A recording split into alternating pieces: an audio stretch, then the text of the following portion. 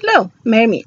So, today I want to discuss the topic of wands within witchcraft and whatever or not they are needed. Now, don't get me wrong. There's none of the tools of witchcraft that are needed, as in you can't work magic without them. But whatever or not they are a useful tool or not. Because a lot of things that you would normally use a wand for, you can use an Athame or a ritual dagger to do the same job. They are both tools for directing energy, they are both phallic symbols, and generally speaking, how they are viewed within witchcraft, they are extremely similar to one another.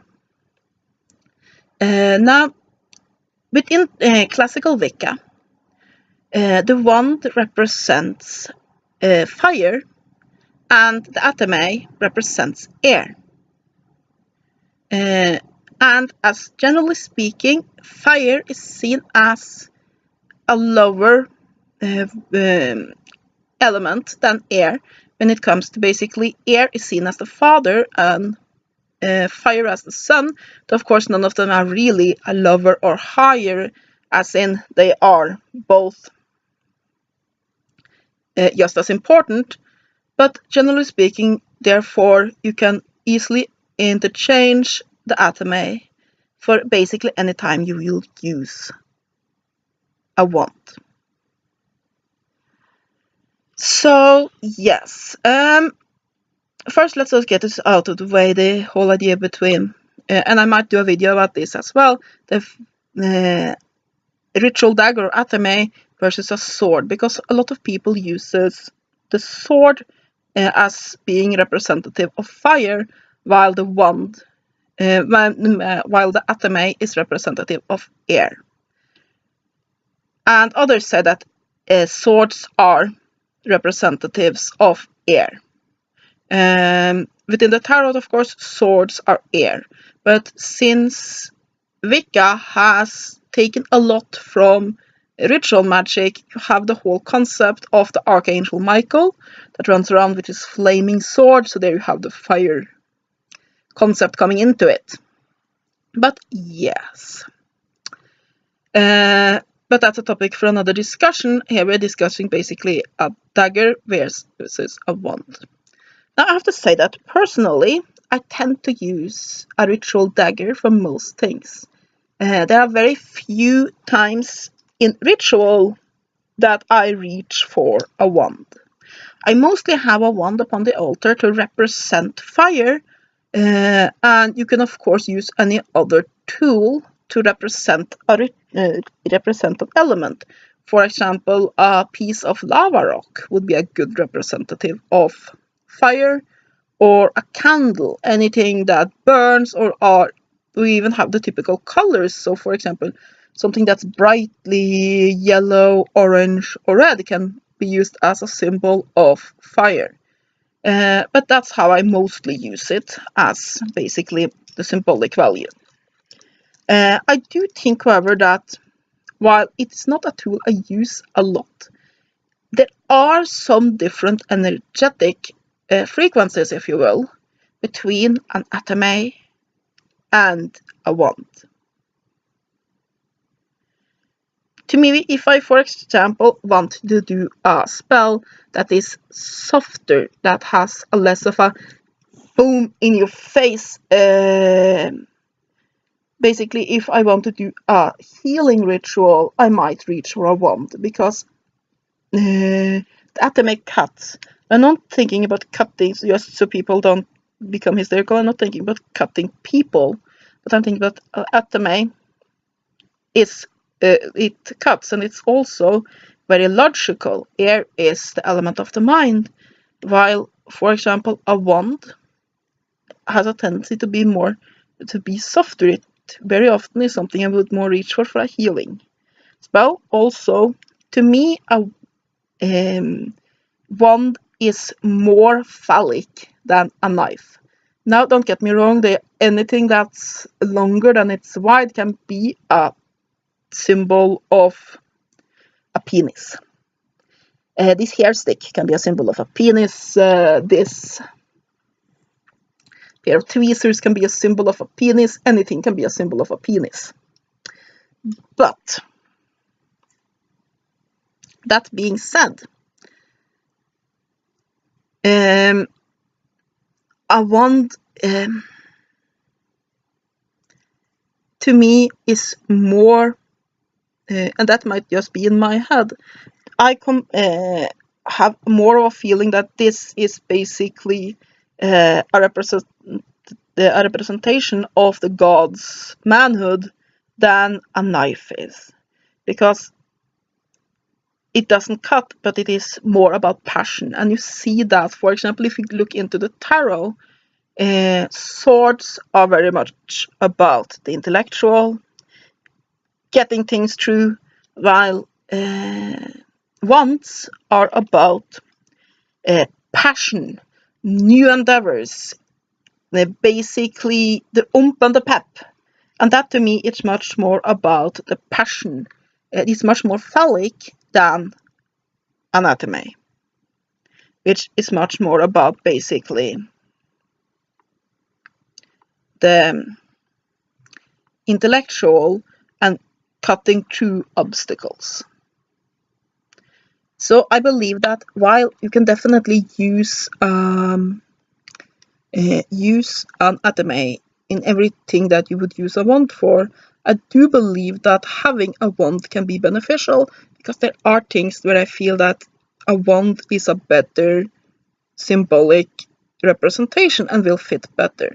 For example, anything that has to do with passion, sex, healing, anything where you want that passion in it, you will want to use a wand. While anything to do with basically getting through obstacles, finding solutions, being smart about something, finding a job, all of those things would be better suited with an Athame. Also, I feel that with a wand, it is more a symbolic tool, while an Athame is more of basically directly an energy director. An Athame becomes an extension of the witch's own body. To a certain degree, all the tools becomes that. But for me, it's my primary energy director. Now, other than in ritual, when I, for example, do healing work, I use a lot of crystal wands and find that those are very beneficial. I really enjoy working with that. But then we're coming into crystals and basically crystal wands. So that's not exactly what I'm talking about here.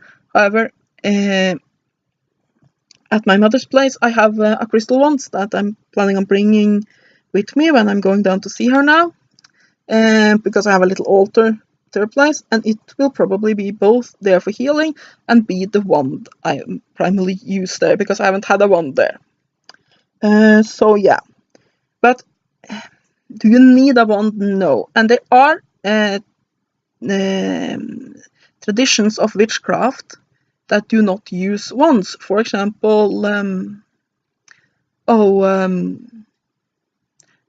Raymond Buckland's own tradition, is it Sussex? But I'm not completely sure what his tradition is called. I think it's Sussex. But anyway, that does not use a wand at all. As such, it has only 3 primary tools. The Athame, the pentacle, and the cup. So, and he has, basically Raymond Buckland himself, has always been a big proponent that the wand is unnecessary. I, however, don't completely agree with that, because I feel that there's a lot of symbolism within the wand that you do not get the same. You do not get the same by using an Athame.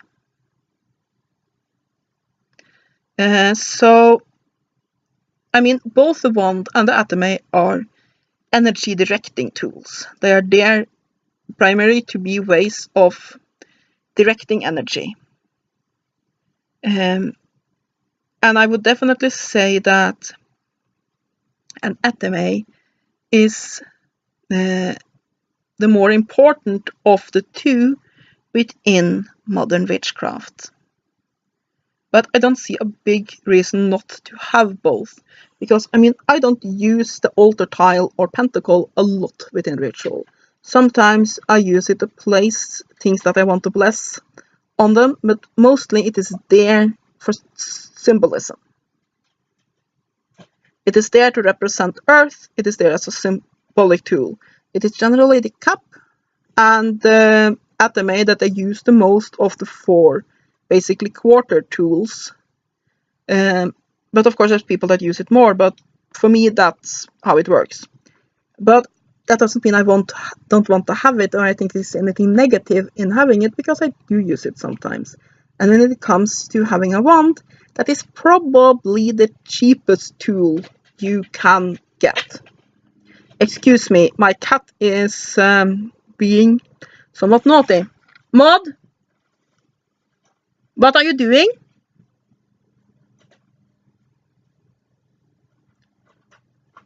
Maud, stop doing that.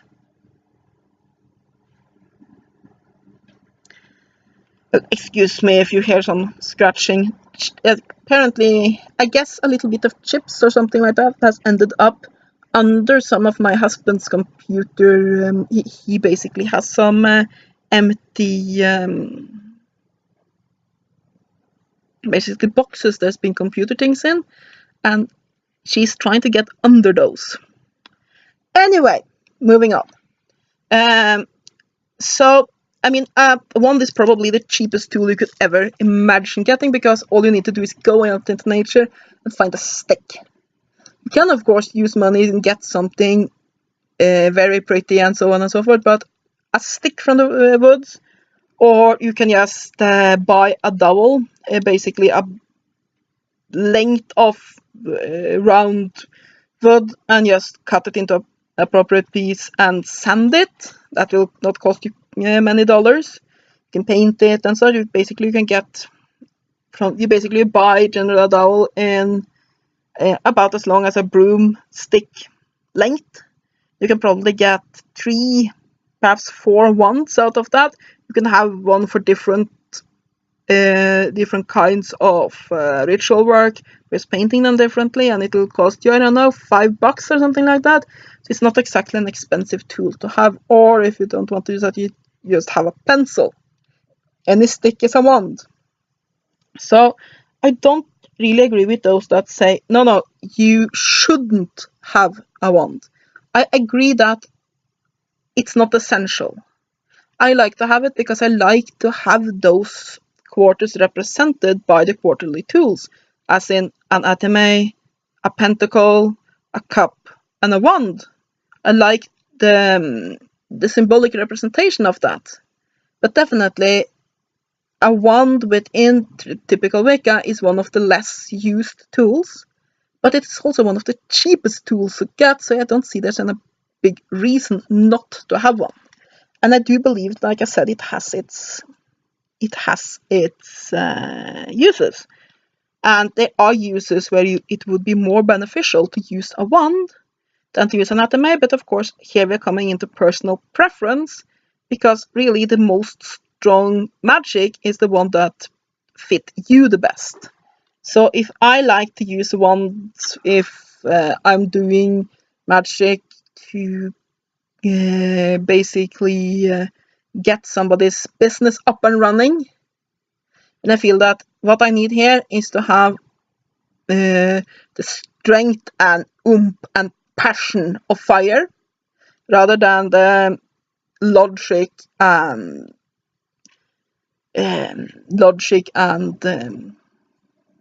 mental capacity of air, I would use a wand. But if that doesn't fit for you, it's much more powerful just to go with whatever fits for you. So if you don't feel that you need a wand and you cannot imagine ever having to use it, and you don't want to use a wand to represent fire on an altar, then ignore having a wand there.